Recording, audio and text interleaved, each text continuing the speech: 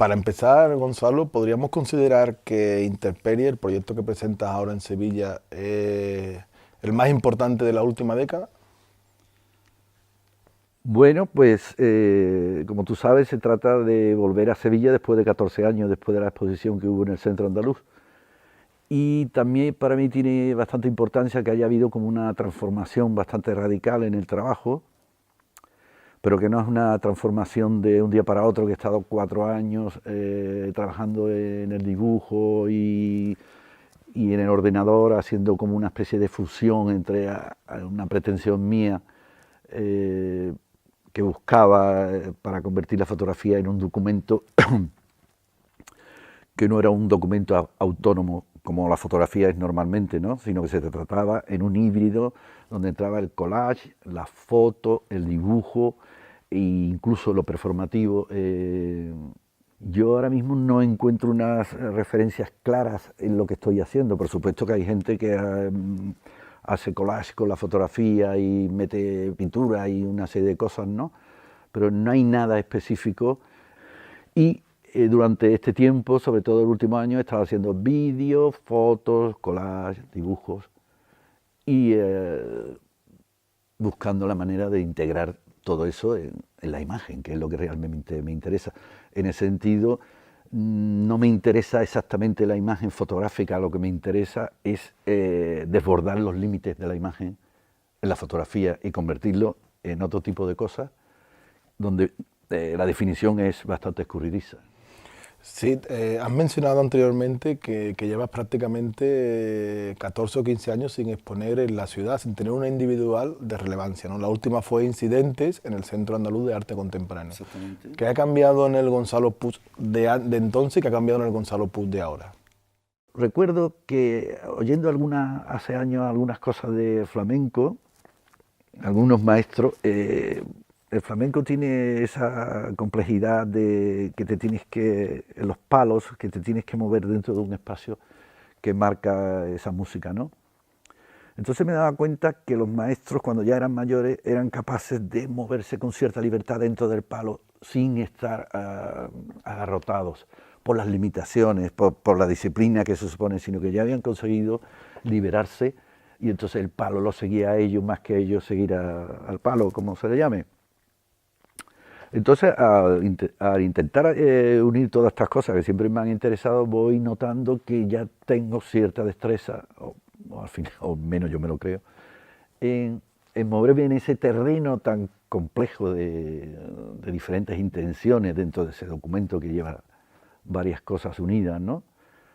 Y al principio era como algo, como un problema tremendo y luego se fue convirtiendo en mi naturaleza, en mi forma de entender el arte y bueno, ahora me siento cómodo y bien dentro de ese territorio de lo híbrido. Que normalmente te mueves en la periferia de la zona de confort, en lugares que son imprevisibles y que además desconoces, que huyes de una cierta autocomplacencia, sino que te gusta rondar por esos límites para crear combustiones, para crear situaciones que desbordan la imagen y que te llevan a otros lugares, ¿no? Las reglas, las normas, los conceptos, tal como existían, como yo veía que otras personas entendían, a mí no me servían. Yo tenía que crear como una regla o como un concepto subjetivo que funcionara conmigo. Entonces me resultaba como más trabajoso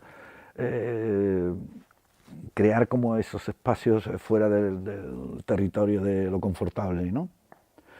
He necesitado como muchos años para entender eso, para moverme fuera de esas líneas de lo previsible, que es lo que menos me interesa.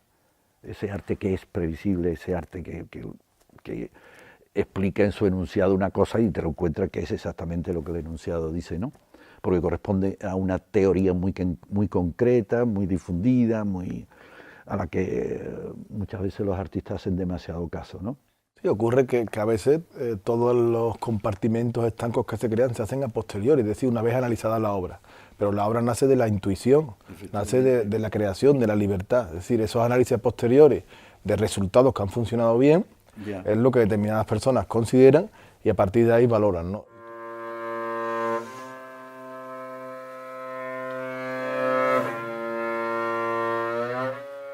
Retomando la idea del principio, me gustaría que contaras un poco qué significa este proyecto de Ahora en tu trayectoria y que además yo lo entiendo como una especie de círculo inmenso que comienza hace 30 años, cuando a finales de los 80 tú empiezas a abandonar la pintura y empezar a trabajar con la fotografía a principios de los 90.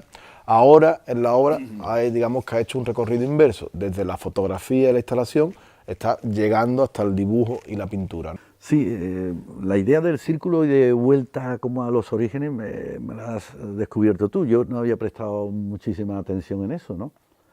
Pero ahora que lo dices, cuando lo has dicho, realmente me ha hecho pensar, ¿no? Yo recuerdo que dejé de pintar cuando estaba en Cuenca al principio, en la universidad, como profesor, y no fue traumático, era un tiempo en que la pintura estaba bastante en auge, en los 80, 80 y tantos, y para mí no fue traumático, traumático fue lo que vino después, es decir, ¿y ahora qué hago? Yo me di cuenta que cuando pintaba necesitaba como pegar alguna cosa en el cuadro, yo decía, aquí hay alguna cosa que no se corresponde con lo que yo siento y con lo que veo, o sea, con lo que hago y con lo que mi intuición me dice. Entonces, de una manera inconsciente y espontánea, me compré una cámara de fotos de esas automáticas, de carrete, cosa que yo no hubiera podido pensar en ningún momento en mi vida. Eso fue en el año, cuando llegué a Cuenca, fue en el año 86, cuando se abrió la facultad. Entonces yo dije, ¿qué hago con una cámara de fotos? ¿Cómo voy a suplir la pintura, que es algo tan físico, que emocionalmente tan comprometido, que requiere todo ese esfuerzo de compenetración con el medio, que al mismo tiempo es tan primitivo, que los materiales que usa, ¿no? Pues la cuestión fue que empecé durante 4 años, parece que todo me dura 4 años, todos los procesos, y el cuadro desapareció, empezaron a aparecer cosas en el suelo, cosas en la pared, cosas de hierro, cosas de madera, sobre todo madera, pintando algunas zonas, y empezó a aparecer la fotografía solapadamente metida entre esas estructuras. Para mí todo era sorprendente, estaba descubriendo cosas que no podía imaginar. ¿Y por qué no podía imaginar? Cuando tú dejas un medio como la pintura, para mí entonces, en el que piensas que te vas a morir pintando, era lo que yo tenía en la cabeza, yo voy a pintar toda mi vida. De pronto ocurre esa especie de incidente y te ves haciendo cosas. Llega un momento, recuerdo que cuando pasó un año, que la pintura ya se había ido como lenguaje en mi mente, se había ido definitivamente o temporalmente de mi cabeza, por esto que estaba viendo durante varios años como pintor. En el momento que la cabeza se vacía de esa necesidad, empieza la cabeza a estar más libre y a aparecer otras cosas. Entonces empecé a necesitar lo performativo, el movimiento, trabajar con otros elementos como era el fuego, el agua. Yo mismo me sorprendía y entendía que la pintura se había ido y tenía otros compañeros de viaje en ese momento. Así que necesité 4 años para poner en orden todo aquello nuevo y hice una exposición en la Galería Guade, pues del año 91, en que eran ya estructuras luminosas con fotos detrás, cosas muy precarias de madera, de listones, grandes bolsas de plástico que tenían cubos de luz dentro. O sea, también cuando llegué ahí pensé que me iba a quedar durante un tiempo, pero claro, comenzó esa hibridación, esculturas y fotos y pequeños objetos. Ya no era una obra sola como cuando era pintor, sino ya empezó como a ramificarse el trabajo. Te lo digo porque también hay una exposición colectiva muy interesante que haces en el año 93, La Torre de los Guzmanes, con Agredano y Juan Lacomba, donde lo que planteas ya es una instalación global, muy desconcertante para el público y desde mi punto de vista muy premonitoria. Sí, sí, totalmente. Es algo que es como un antecedente y yo no sé por qué se me ocurrió aquello, porque yo fui con unos bártulos bajo el brazo en la mochila y llegué allí a ese espacio y dije, ¿qué puedo hacer? ¿Qué puedo hacer? ¿Qué puedo hacer?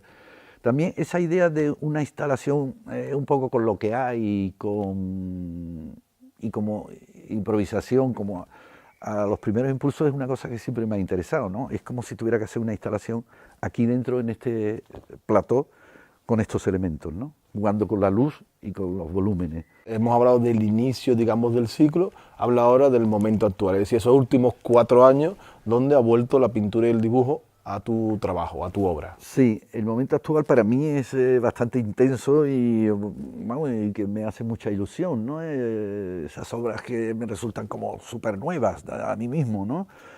Me alegra muchísimo que algo que siempre he temido, ¿no? Y bueno, va llegando la edad, yo ya tengo una edad en que, como decía Duchamp, la fuente se seque. Eso está en la cabeza de cualquier artista, ¿no? O cuando ves síntomas de eso, o cuando ves síntomas... Yo estoy contento en que no veo todavía síntomas de agotamiento, sino que esta obra tan nueva y con energía, pues me da una ilusión juvenil, vamos. Me ayuda mucho a confiar en mí. Me interesa en concreto por qué en este momento el vídeo y el dibujo han cobrado importancia o han cobrado la importancia que tú consideras que tienes que darle. Sí, en el año 2010, de la temporada 2010-2011, yo me fui con un año sabático de la universidad a Nueva York, que era una ciudad en la que yo quería vivir unos meses, porque era una tremenda ilusión. Entonces yo me fui con la idea, no sé cómo se había gestado, de unir dibujo y fotografía. También era como un rechazo que la fotografía se había convertido con los móviles, con las pequeñas cámaras, en algo tan democrático que todo el mundo hacía fotografía, y llegaba un momento que encontrar a un fotógrafo un poco distinto era como muy difícil. O sea, todo el mundo hacía fotos y muchas de esas fotos se parecían, puesto que había miles de personas haciendo fotografía, ¿no? Entonces, durante aquellos 8 meses que estuve en Nueva York, mi lucha fue unir, de alguna manera, el dibujo con la fotografía, lucha en la que fracasé completamente.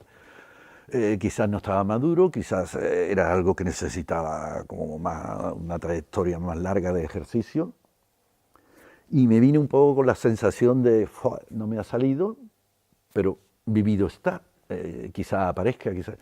Entonces han pasado años y estos últimos 4 años es donde he estado ahí muy conscientemente y buscando esa vía. Y yo lo que quería era como romper ese espacio-tiempo y alterar precisamente el tiempo de la fotografía, introduciendo otros elementos en que no puedas leer la fotografía como la lees normalmente.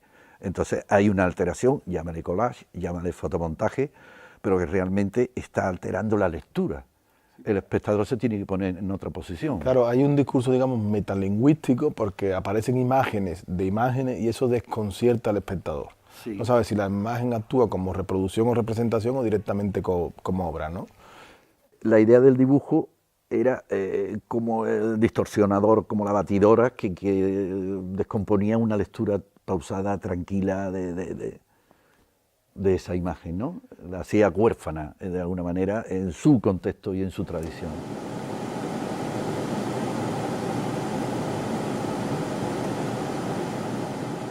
Me gusta la idea de riesgo, me gusta la idea de fracaso, porque para llegar a sitios nuevos hay que aventurarse.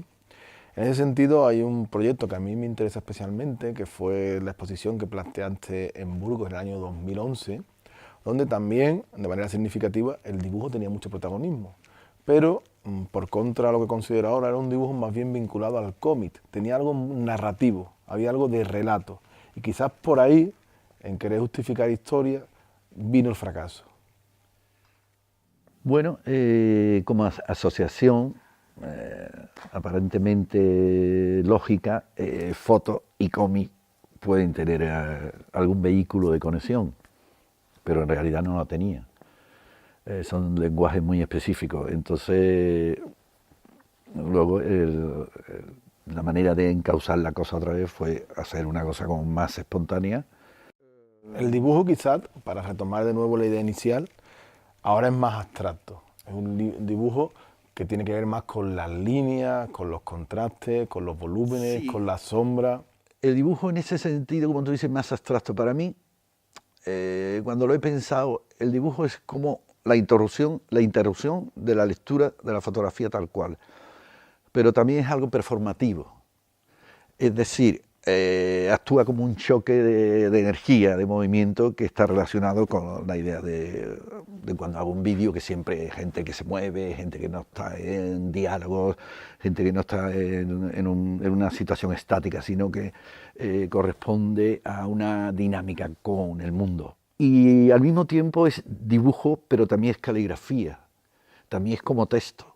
Es un texto retorcido, pero para mí actúa de diferentes maneras, ¿no?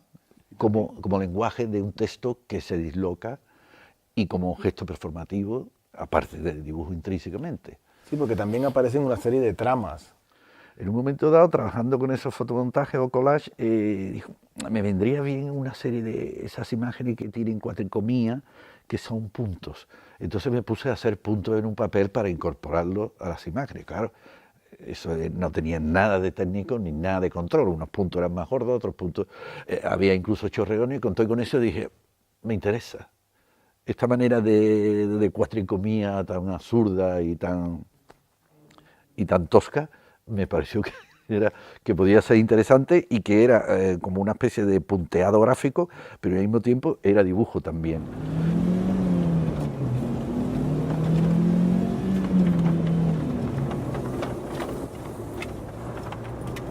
¿Hay algún antecedente o alguna premonición en relación con el dibujo?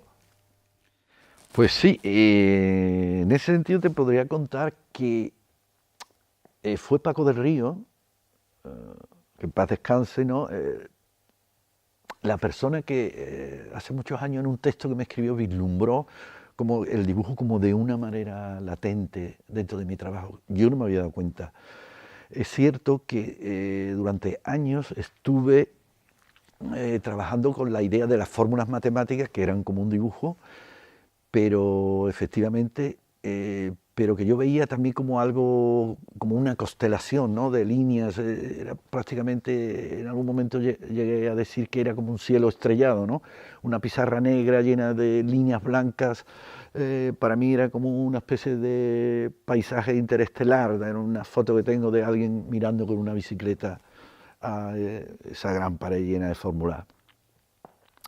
Luego sucedió que, bueno, el dibujo apareció y ahora mismo está como completamente instalado.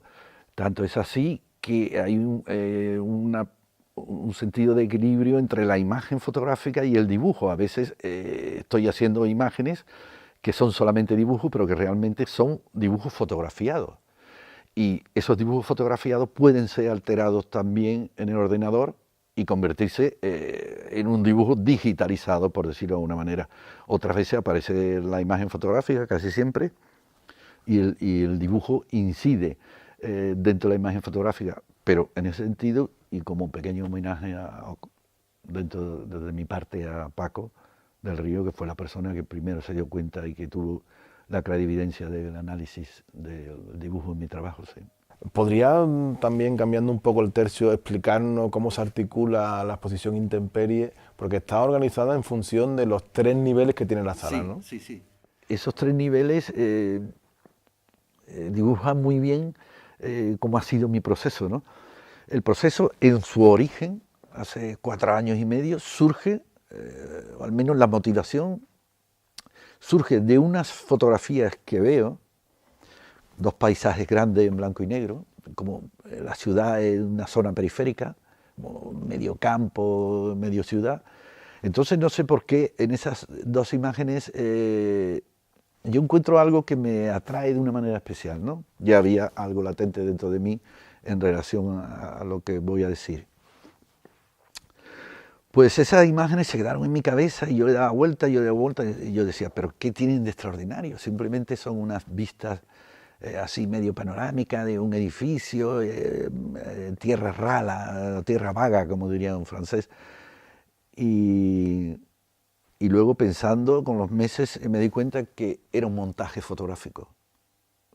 De ahí que ese paisaje tuviera como algo de ciencia ficción, por decirlo de una manera, dentro de lo cotidiano. Lo cotidiano no es precisamente la ciencia ficción, que siempre apunta hacia una forma de futuro. Entonces, cuando me di cuenta que esas imágenes estaban digitalizadas, pero sutilmente para producir esa diferencia con la realidad, empecé a imaginar lo que eran mis temas, la naturaleza, la mujer, la idea de lo teatral, lo arquitectónico, lo espacial. Y entonces me llevé como un año en el que estuve haciendo como esas imágenes inventadas que no había hecho nunca antes y que correspondían como una naturaleza en peligro, una naturaleza frágil, con construcciones como de palillos, algunas veces eran como maquetas, otras veces unía maquetas con fotografías que sacaba de aquí y de allí.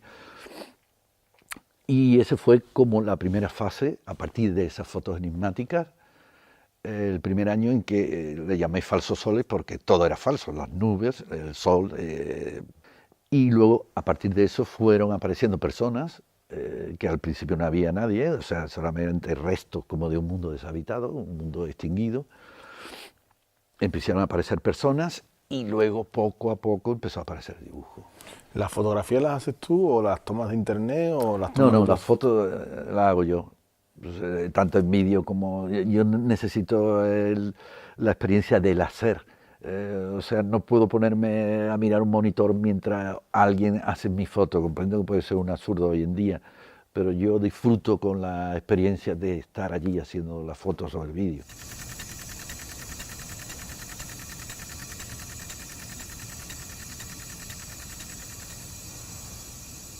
Es interesante ese juego, digamos, interdisciplinar que plantean, ¿no? Donde no hay unas líneas claras que dividen la fotografía, la pintura, el dibujo. Incluso podíamos introducir la danza y la música también, o el teatro, que son otras disciplinas que te interesan, porque tus vídeos al final tienen un componente rítmico, un componente musical, que hacen que funcione muy bien en relación con la imagen.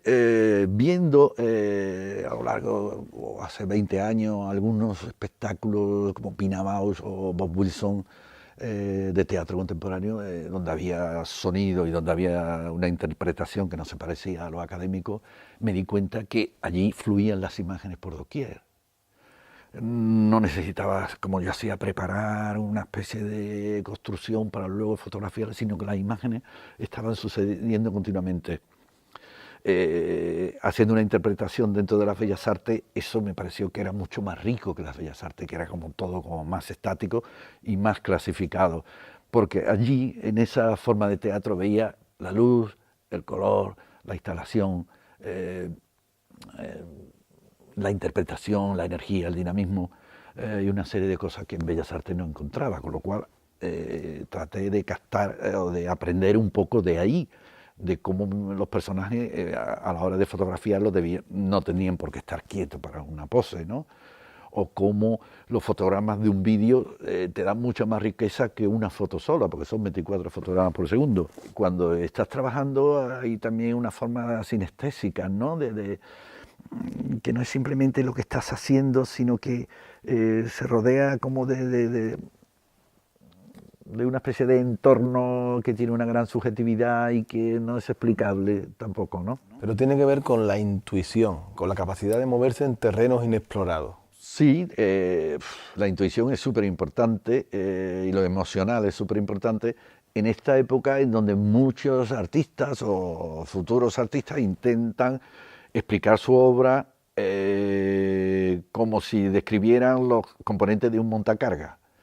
Es decir, hay obras que no se pueden explicar a priori. El pensamiento funciona mientras haces. Definir una obra sin haberla hecho tiene que ser una obra muy concreta, con unas fases muy concretas y con unos elementos muy concretos, con lo cual te sale algo previsible.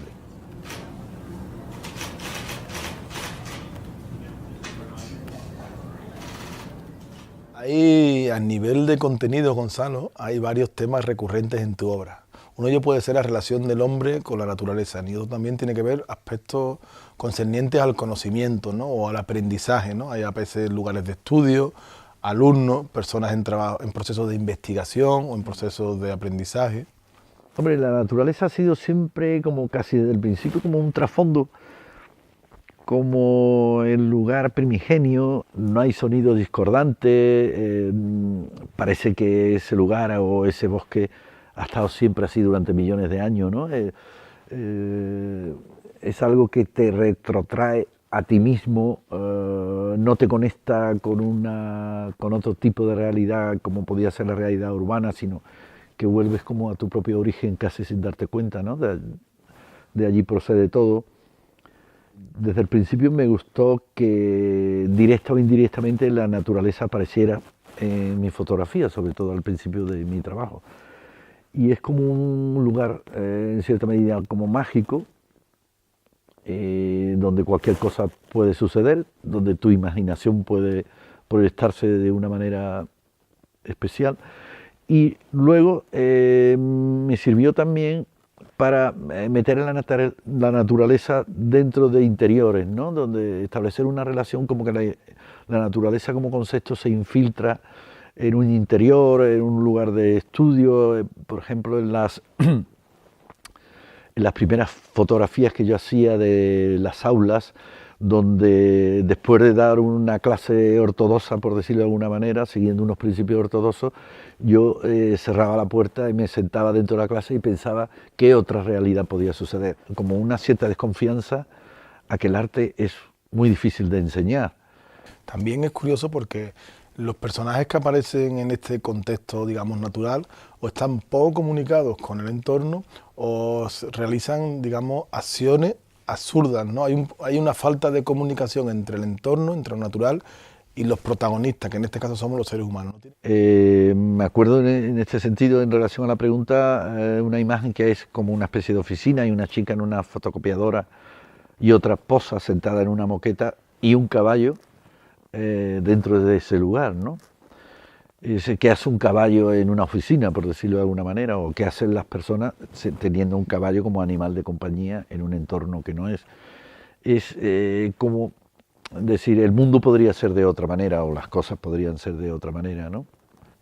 Pero también esa especie de falta de sintonía entre el entorno y los personajes se ven en las primeras fotos escenificadas, ¿no? Recuerdo una foto de unas burbujas inmensas que están en un río, alguien que se mete en un río con una trucha, una persona mayor, un hombre mayor que está sentado en un charco.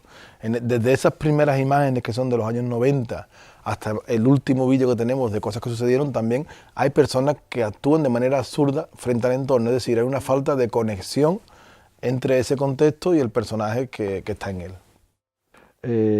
Estamos en el lugar que queremos estar, realizamos las actividades que queremos realizar, hemos sido arrastrados a esa posición y al mismo tiempo, ante la idea de una naturaleza amenazada o un ser humano distanciado de la naturaleza, pues muchas veces por motivos que ni él mismo comprende, el hombre sentado en un charco es como un arranque, como una decisión de incorporarse en ese lugar, ¿no? De la manera más extrema, ¿no? De cómo aprendemos, en qué se basa el conocimiento, si realmente la ciencia es tan importante como creemos, si la ciencia realmente consigue las cosas que promete, si cura las enfermedades que nunca cura, que el arte no puede solo preguntar, que el arte tiene que responder también, poner unas alternativas, ¿no?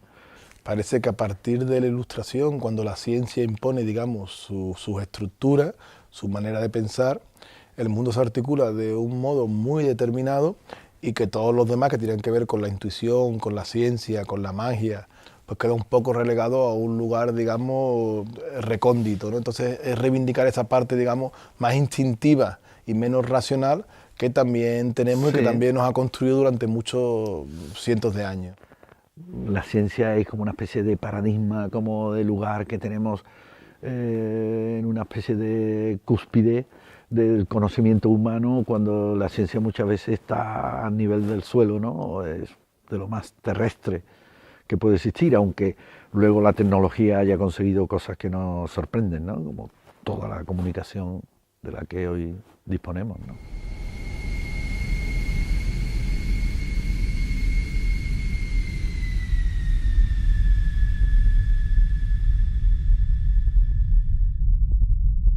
¿Cómo son tus procesos de trabajo hoy en día y cómo eran hace 10 años, 20 años, 30 años, ¿no? Bueno, ahora está el ordenador, como he hablado antes, y antes era todo como más corporal. incluso me sentía bien, entraba en el estudio y podía manipular unas maderas, podía utilizar un color, podía crear una estructura que luego al día siguiente iba a dejar de existir. Tenía algo más performativo para mí y de toda esa actividad podía ser una fotografía de algo que había sucedido en el estudio en ese momento o en esa fase del trabajo y podían quedar pequeños residuos de todo eso, ¿no? Pero la energía era distinta porque era más joven y era como una búsqueda de diferentes vías que ahora controlo más y soy más consciente de ellas.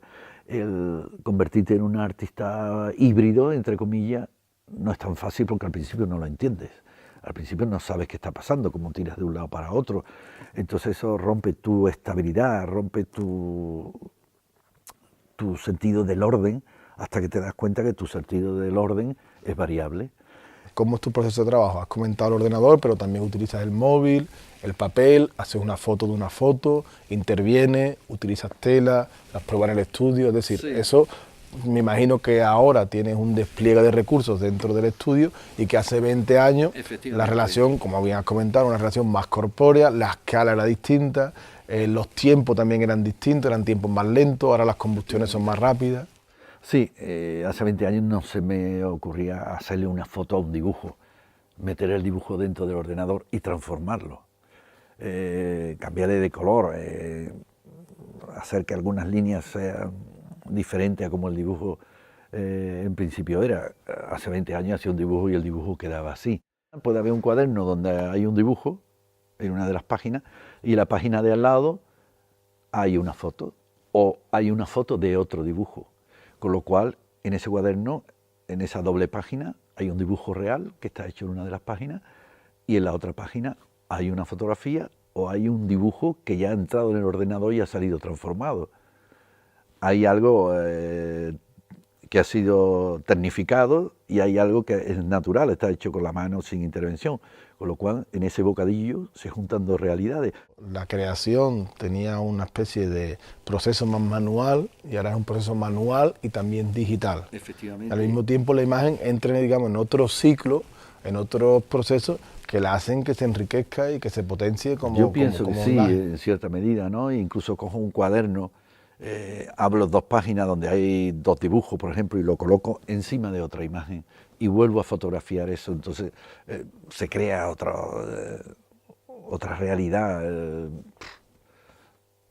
que es como un collage, ¿no? Un cuaderno que es un objeto que para mí es evocador, ¿no? Por lo que puede encerrar dentro, por la capacidad de imaginación que se puede encerrar dentro de un cuaderno, como eran las pizarras o las fórmulas matemáticas, ¿no? Como a mí recuerdo me hacían soñar esas extensiones negras llenas de líneas blancas.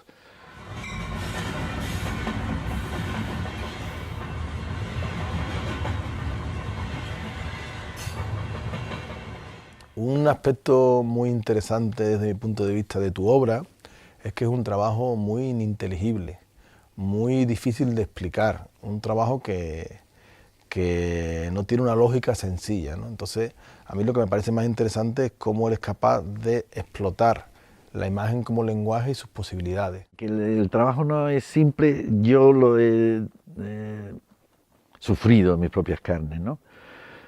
Porque muchas veces tienes unas ideas, tienes unos planteamientos, te pones a trabajar y de pronto o llega un momento en que eso se tuerce, como si una autoridad que no eres tú lo encamina hacia otro sitio. O sea, en ese sentido, a mí me impresionó y me encantó haber conocido a la poeta rusa Marina Tsvetaeva hace años. Entonces ella decía que el poeta no era un creador, el poeta era un transmisor de un conocimiento que viene desde atrás, que tú, ese poema en este caso, no debes alterarlo, no debes transformarlo, sino dejarlo tal cual te llega, porque si lo tocas e intentas hacerlo tuyo, lo destruyes, ¿no? Dejar las cosas que vayan una especie de azar provocado y también dirigido, pero al final eres muy exigente con los equilibrios de ese trabajo, ¿no? Por cómo se compensan formas, líneas, volúmenes, colores, sombras. mancha. Yo necesito partir de cierto escenario, cierta atmósfera. O sea, no puedo partir de, me pongo a dibujar en un cuaderno a ver lo que me sale, o me pongo a hacer una foto a ver lo que me sale. Tengo que ir calentando hasta que hay algunos elementos en esa atmósfera que yo creo dentro de mi cabeza, o incluso en el espacio, en el estudio. Cuando veo que hay algo estimulador, me meto a ver qué pasa. Me meto como a investigar, como a dar un paseo por esa situación. Esa manera de planificar a veces que existe en el arte de hoy, que voy a hacer esto, de esta manera, realmente yo no la entiendo porque yo creo que la mente y la creación surge a partir del hacer. Porque el hecho de hacer ejecuta un pensamiento, o sea, origina un pensamiento. Si no, el ser humano está decidiendo sin darse cuenta, yo pienso que continuamente.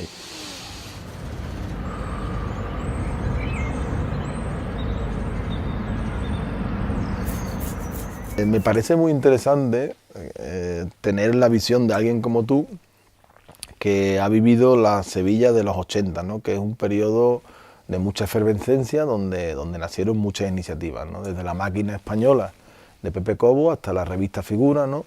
Etcétera, etcétera, ¿no? ¿Cómo se vivió ese periodo en Sevilla? La pintura era lo que dominaba. Yo me he preguntado algunas veces si hubiera habido otras alternativas, si en Sevilla hubiera habido gente que hacía una fotografía que no fuera aquella fotografía como tradicional, como excesivamente naturalista, o hubieran hecho películas, hubieran hecho otro tipo de cosas que se hacen, ¿no? Y instalaciones y tal. ¿Para dónde habría tirado yo? No, pero claro, lo que se hacía en Sevilla era pintar. Era difícil sentirte influido por otras cosas. Entonces yo empecé a pintar. No es que la pintura me desagradara en absoluto, ¿no? Incluso hemos hablado de ese círculo en el que estoy otra vez, donde el dibujo y la pintura puede aparecer. Pero sí, recuerdo quizá al no haber tantos medios de información, los teléfonos móviles, los internet y tal, pues nos concentrábamos más, estábamos más cerca, nos reuníamos en los mismos bares y eran como más, los artistas tenían como más contacto en sí, ¿no? ¿Cómo fue aquel periodo? ¿Cómo fue la evolución de la ciudad en arte contemporáneo? Porque eso fue un periodo de apertura, positivo, de ilusión, de ganas. En general también era lo que tocaba en España en ese momento, ¿no? Que veníamos de la dictadura, donde la libertad primaba, donde pasamos del blanco y negro al color, etcétera, etcétera. ¿Cómo se vivió ese tránsito de los 80 a los 90? Yo lo veo bien, aunque yo a partir del 86 ya me fui a la Universidad de Castilla-La Mancha, pero estoy intentando recordar con cierta precisión, que me resulta difícil, ¿no? Pero para mí son buenos recuerdos, ¿no? Y haber conocido a tantos artistas, yo que estaba empezando, no sé si te comenté que hice mi primera exposición con 35 años porque empecé tarde. Entonces para mí fue como si estuve más en contacto con una generación más joven que yo, 10 años más joven que yo, que con la que se supone que me correspondía. Entonces, para mí era todo como nuevo y sorprendente y bueno, parece que las cosas que intentábamos salían. Has dicho que proviene o que llegaste a la pintura o llegaste a la creación con una cierta edad, con 35 años tuviste tu primer individual.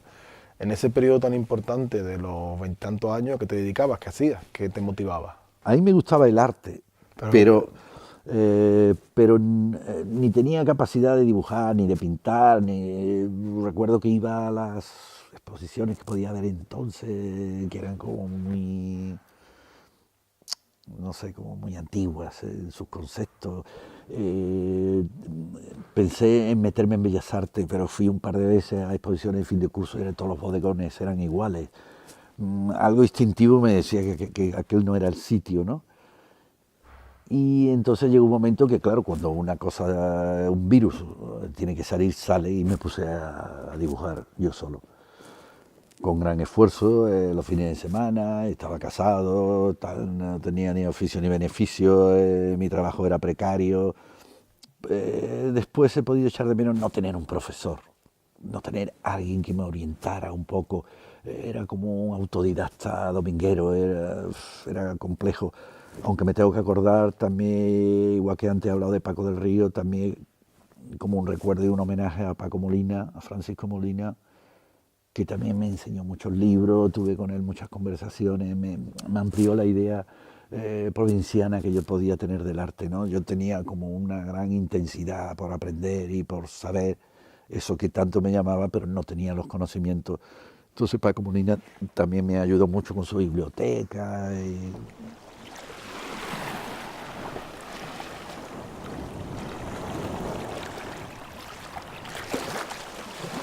Para terminar, varias preguntas recurrentes, ¿no? ¿Cómo ves el panorama actual de la creación? ¿Cómo ves a la gente joven? Tú que tienes trato habitual con veinteañeros, ¿hacia dónde vamos?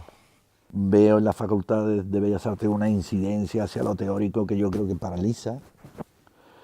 Y cuando lo que necesita alguien joven es como una especie de caudal, soltar un caudal que puede ser irracional, pero que lleva 20 y tantos años acumulados de experiencia, de sensibilidad, de conocimiento, de información al nivel más humano, y que realmente lo que tiene es que soltar para irse dando cuenta quién es, o cómo actúa ante la propia creación que pueda producir. Y si teorizas eso excesivamente, lo enfrías, pues coges como una especie de prevención a autoexplicarte y puedes tardar tiempo en darte cuenta de que estás equivocado. ¿Y cómo afectan las nuevas tecnologías a la gente joven, ¿no? Las nuevas tecnologías pueden ser utilizadas muy bien por la gente joven, que le viene como anillo al dedo a alguna gente, pero sin embargo hay otra gente que necesita trabajar de otra manera, como siempre existirá, me imagino, ¿no? Yo creo que el proceso de la lectura, que es tan importante y tan formativo, debe de contar con unos escalones anteriores a todas esas teorías tan intelectuales, tan interesantes, pero tan complejas para alguien joven. Sí, que al final es lo que, volvemos a lo que comentamos antes, se pierde la experiencia de las cosas, es decir, tienen que vivir por ellos mismos para saber qué les interesa o qué les interesa para ellos, ¿no? Entonces, como no tienen esa experiencia, porque el mundo está hoy muy mediatizado por lo que vemos a través de internet o lo que vemos a través del móvil, pues al final parece o piensan o creen o consideran que tienen conocimiento de las cosas, pero realmente no lo han vivido por ellos mismos, con lo cual no tienen la capacidad de valorarlo por ellos mismos. Efectivamente, a mí lo que veo como algo trágico es que salgan después de una carrera sin saber hacer y sin saber pensar. O sea, que ni sepan pensar ni sepan hacer. Entonces salen como huérfanos. Y en ese sentido tengo que decir que también, como en España existe esa cantidad de exposiciones, esa cantidad de gente pensando en que el arte debe de tener una función política social de una manera muy concreta, no como siempre se ha entendido, de una manera más abierta, están haciendo un favor, un flaco favor al decir, o al mandar el mensaje de que, como dijo esta mujer que hizo la instalación en el Palacio de Cristal, Doris Salcedo. Doris Salcedo, al decir una frase tan lapidaria como la que dijo, de cada vez me interesa menos el arte neutro. Habría que preguntarle qué es el arte neutro, pues te puedes hacer una idea de lo que significa para ella el arte neutro. Si no es político ni es social, es un arte neutro, un arte que no se implica. Lo terrible es que está reduciendo el arte a dos categorías: arte político y social, y al arte neutro o arte que no se implica. Con lo cual, lo que ha sido el arte, esa cosmografía tan amplia, lo reduce a dos cosas: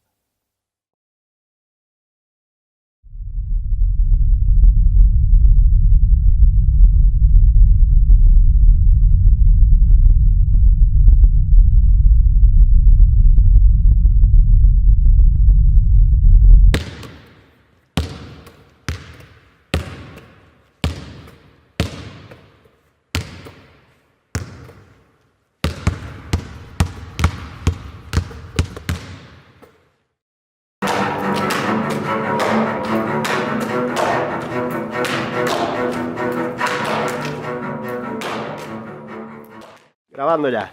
Venga, venga, tú atento. Venga, venga, vale. Pero, macho, toma. Está bien, está bien. Venga, Tú puedes tanto hacer tanto Ronaldinho. venga, venga, tírate. ¡No! Venga, toma.